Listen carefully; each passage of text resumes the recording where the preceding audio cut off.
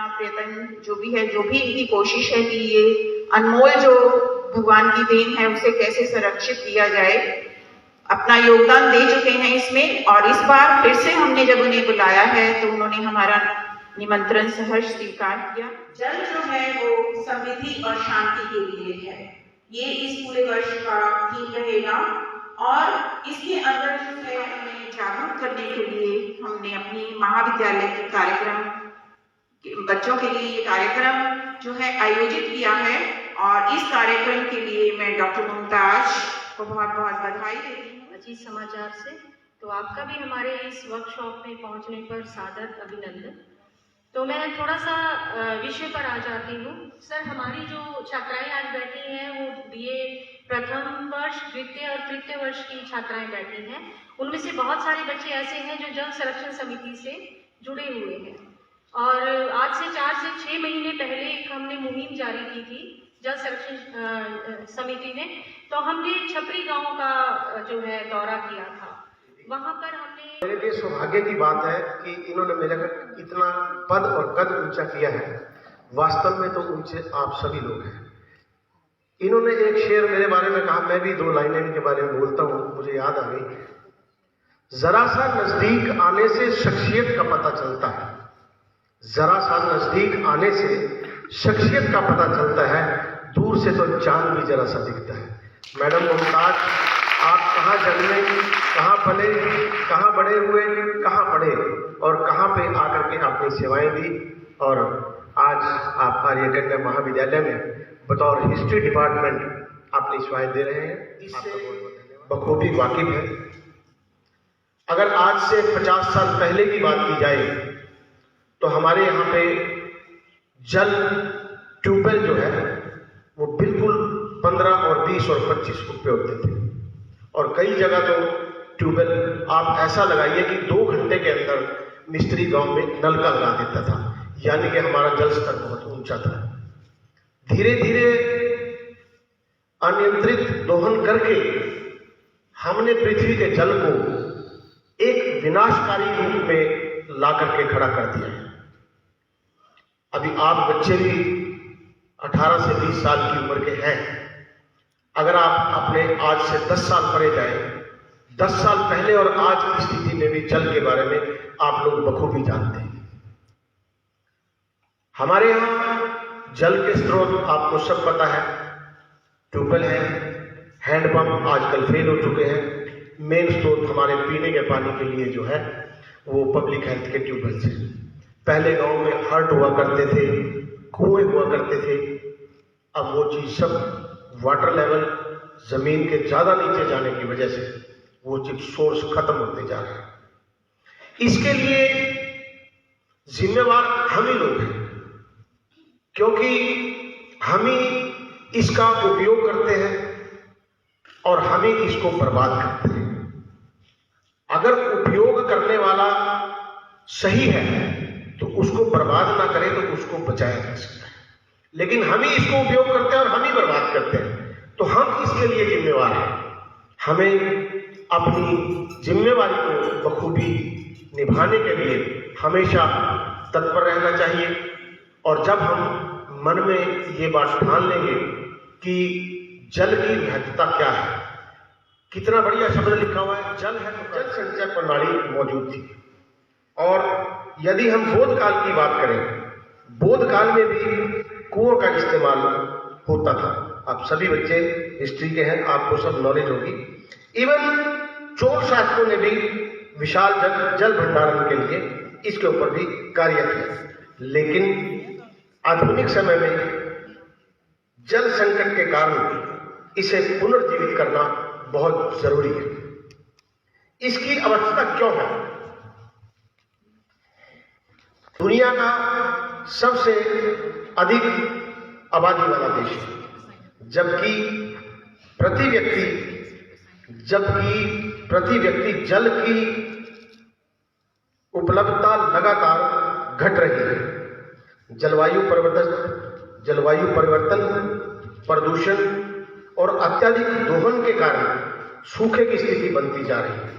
अगर हम अभी नहीं जागे तो भविष्य में पीने के पानी सिंचाई और उद्योगों के लिए हमारे सामने सबसे बड़ी चुनौती क्या है? हमारी सोच पॉजिटिव नहीं है उसके लिए। वो सोचता है कि वो बचाएगा। सरकार को एक तरफ रखिए, अपनी सोच को पॉजिटिव रखिए और ये सोच के चलिए कि मुझे ये काम करना है। एक राइटर थे mister Norman Vincent Peale, English के राइटर थे। उन्होंने एक किताब लिखी थी the power of positive thinking. उसका मीन यही था कि thinking should always be positive. WhatsApp का ज़माना नहीं था, इंस्टाग्राम का ज़माना नहीं था, ये मोबाइल का ज़माना नहीं था। वो किताब जिस टाइम उसकी मार्केट में आई तो वो किताब लोगों ने पढ़ी। लोगों ने पढ़ने के बाद उस व्यक्ति को 15 लाख लेटर लिखे, 15 लाख लोगों ने उनको चिट्ठी लिखी कि मिस्टर पील, हम आपकी किताब को पढ़ करके पॉजिटिव हो गए हैं, हमारे जो भी काम नेगेटिव थे आज वो पॉजिटिव होने लगे। अगर हम अपनी सोच को बदलेंगे तो सीढ़ियां मुबारक हो उन्हें जिनको छत तक जाना है, सीढ़ियां मुबारक हो उन्हें जिन्हें छत तक जाना है। अरे मुझे तो आसमान पे जाना है, इसलिए मुझे आपका रास्ता स्वयं। लेकिन जो हमारी इंडस्ट्रीज है क्या वो भी कुछ कर सकती है? फिर वहीं पे ये बात आ जाती है, इंडस्ट्री वाला डिपार्टमेंट इंडस्ट्री वालों का है और सरकार का है। हम उनको स्वयं मिल सकते हैं, उनको लिख सकते हैं और उनकी पर्यावरण विभाग को रिपोर्ट कर सकते हैं फलां इंडस्ट्री का गंदा पानी यहाँ से होकर के आ रहा है। हमें उसके लिए प्रोसीडिंग डाल के हम उनसे बातचीत कर सकते हैं, मिल सकते हैं। अगर इस तरह की बात आपको कहीं लगे कि आपके गांव के आपके आसपास किसी फैक्ट्री का गंदा पानी जा रहा है तो कृपया आप मुझे बताएं, आई विल ट्राई। बहुत सारी एक्टिविटीज करते हैं लोगों को अवेयर करने के लिए वाटर कंजर्वेशन। पर जैसे हमारी समिति ने भी किया था, अभी हम गाँव में गए थे रैली की थी, पर वो अवेयरनेस सिर्फ 1 से 2 दिन तक रहती है लोगों में। तो मैं चाहती हूँ कि आप हमारा मार्गदर्शन करें कि हम और क्या एक्टिविटीज कर सकते हैं तो हम फर्दर करें। अभ्यास के जड़मती हो तो सजान, रसरी आवत जाते सिल पर बर्तन सान।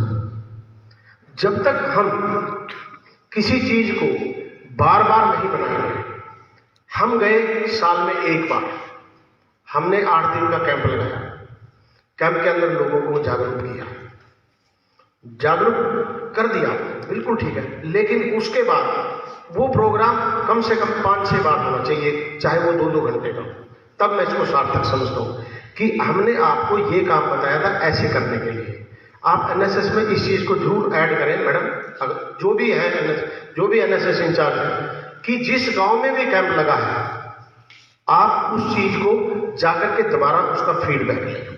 ये जरूरी है, आपकी बात बिल्कुल ठीक है। अवेयरनेस 2 ही 3 दिन रहती है, लेकिन बार बार करने से अवेयरनेस आएगी। मतलब पढ़ा भी है कि जो पहले की सभ्यताएं हैं उनमें बारिश का जो पानी था वो बचाते थे, मतलब कुछ ना कुछ तो वो करते थे जो बारिश का पानी बचा रहे उसको यूज करने के लिए, परंतु अब वो चीज नहीं रही बिल्कुल भी। ऐसा क्यों? का पानी शायद मैंने आज आपको बोलते टाइम बताया है कि बारिश के पानी को बचाना चाहिए। अब पहले तालाब हुआ करते थे, बारिश का पानी उनमें जमा हो जाता था। आज लोगों ने तालाब बिल्कुल बंद कर दिए और वो पानी इकट्ठा होकर के या तो गलियों में घूमता है या सड़कों में घूमता है।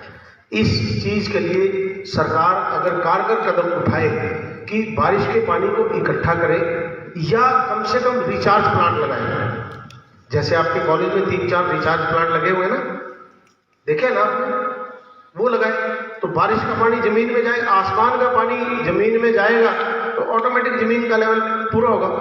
कई कंट्री दुनिया के ऐसे हैं जिन्होंने आज तक अपनी जमीन में से एक बूंद पानी नहीं निकाला, वो केवल बारिश के पानी से अपना गुजारा करते हैं। जैसे अमेरिका ने आज तक एक भी तेल की बूंद नहीं निकाली अपनी जमीन से, सब दूसरे कंट्री से परचेज किया, उनकी तेल बिल्कुल सुरक्षित का सुरक्षित है।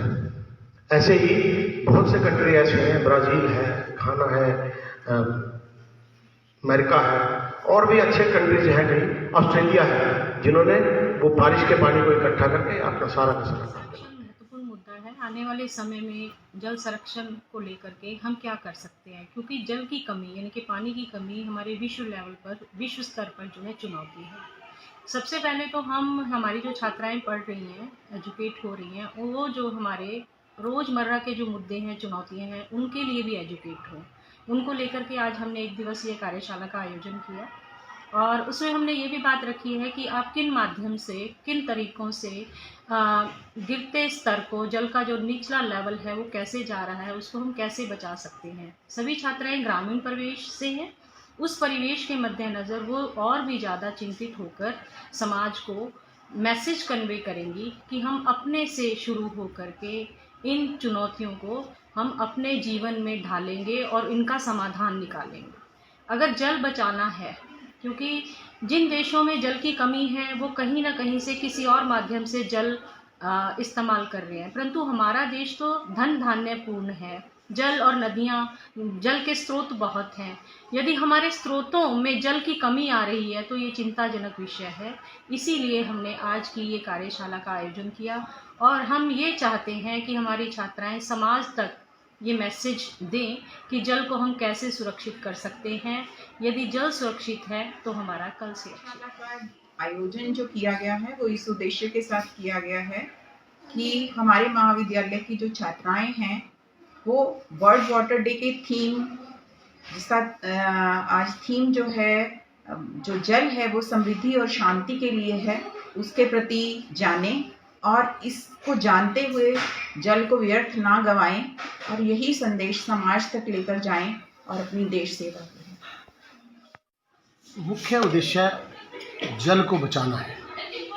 जल संरक्षण यदि कारगर तरीके से नहीं किया जाता तो, क्योंकि जगह जगह पर ये बात लिखी हुई है, जल है तो कल है, जल है तो जीवन है, ये वास्तविकता है, लेकिन उसके बावजूद लोग जल का अनियंत्रित दोहन कर रहे हैं। क्योंकि जैसे आपको पता है कि 70% पृथ्वी का हिस्सा जल में है और जिसमें पीने योग्य जल बिल्कुल भी नहीं है।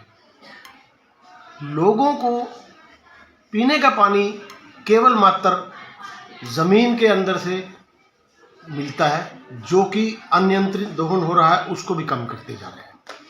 सरकार को इसके लिए कारगर कदम उठाने चाहिए। हरियाणा सरकार ने अभी काफ़ी रिचार्ज बोर लगाए हैं, लेकिन हमारे कॉलेज की प्राचार्य डॉक्टर आरती त्रेहन और जो इस कार्यक्रम की मुख्य हैं डॉक्टर मुमताज़ ने अपनी टीम के साथ मिलकर के एक ऐसा बीड़ा उठाया कि क्यों ना हम अपने छात्रों को जागरूक करें और उनको ये बताएं, सबसे पहले तो ये बताएं कि जल की महत्वता क्या है। जब हमें किसी चीज़ की इम्पोर्टेंस पता लगेगी तभी तो हम उसके साथ प्यार करेंगे या उसके साथ बचाएंगे। तो आज उस विषय पर एक संगोष्ठी का और एक वर्कशॉप का आयोजन कॉलेज में किया गया और बतौर प्रबंधक समिति मुझे भी प्रिंसिपल साहब का निमंत्रण मिला और मैं उसमें शामिल हुआ और मुझे भी कहा मंच के माध्यम से आप जल के बारे में बताएं, क्योंकि मैं तो एक समाज का इस टाइप का प्राणी हूँ, क्या मैं तो किसान भी हूँ, मैं तो राजनीतिक भी हूँ और मैं शिक्षण संस्थानों से भी जुड़ा हुआ हूँ। तो मुझे बीइंग ए फार्मर भी पता है कि जल को कैसे बचाया जाए और बीइंग ए, आप यूँ मान के चलिए कि शिक्षाविद के नाते भी मुझे पता चाहिए जल बचाना चाहिए और मुझे एज ए पॉलिटिक्स के नाते भी ये बात मेरे को पता होनी चाहिए कि जल की महत्वता क्या है। तो उसी विषय को लेकर के आज कॉलेज में एक वर्कशॉप का आयोजन किया, जिसके अंदर हमने बच्चों के साथ मिल कर के बात की कि कहाँ कहाँ पर जो है जल, आप अंदाज़ा लगाइए कि हमारा कुरुक्षेत्र डिस्ट्रिक्ट डार्क जोन है, हम नया ट्यूबवेल यहाँ पे नहीं लगा सकते, इट मीन जल की कमी है। उस चीज़ को हमें मद्देनजर रखते हुए हमें क्या करना है जल बचाने के लिए, हमने वो बताया। सरकार को क्या करना है बारिश का जल ज़मीन में पहुँचाने के लिए, वो सरकार करेगी और कर भी रही है। जब हम मिलकर के सभी एक कॉलेज के माध्यम से जगह जगह नाटक करेंगे, रैलियाँ करेंगे, नुक्कड़ समाई करेंगे, नेचुरल है, हमें पूर्ण उम्मीद है कि हमारे कॉलेज की छात्राएँ इसको पूरी जनता तक पहुंचाएंगी और जनता इसके लिए जागरूक होगी और अवश्य ही हम जल संरक्षण में एक नया अध्याय लिखेंगे। सर जल यही बात की कि सबसे पहले हम कितना जल बचा सकते हैं। घर में पानी के टपकते नल उनको ठीक कराओ, व्यर्थ व्हीकल धोने में पानी मत वेस्ट करो, बर्तन धोने में मम्मी पापा को समझाओ कि ज़्यादा वेस्ट ना करें, पशुओं को नहलाने में ज़्यादा पानी वेस्ट ना करें और अपने लिए भी अगर पानी की ज़रूरत है तो ले, नहीं ज़रूरत है ना बाथरूम में ज़्यादा